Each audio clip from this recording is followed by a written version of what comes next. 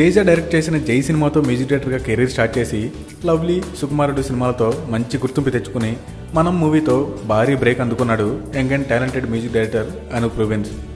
గోపాల టెంపర్ తర్వాత అనూప్ కెరీర్ బాగా స్పీడప్ అయింది. ప్రస్తుతం 2-3 సినిమాలతో బిజీగా ఉన్న అనూప్ ఇప్పుడు తన తల్లి మరణంతో ఊహించని షాక్కి గురయ్యాడు. ఈరోజు అనూప్ అమ్మగారు తన ఇంట్లో హార్ట్అటాక్ గురై తుది శ్వాస విడిచారు. ఈ వార్త తెలియగానే అనూప్ కుప్పకూలిపోయాడు.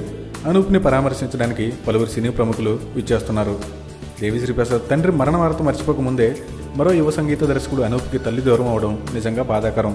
ఎవర్రా బాబు, అందానికి ఆధార్ కార్డులో ఉంది.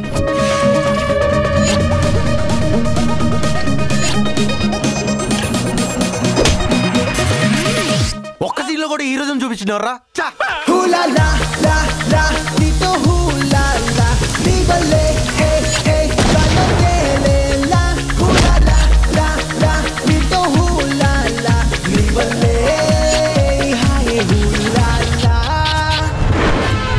మీ పేరేంటండి?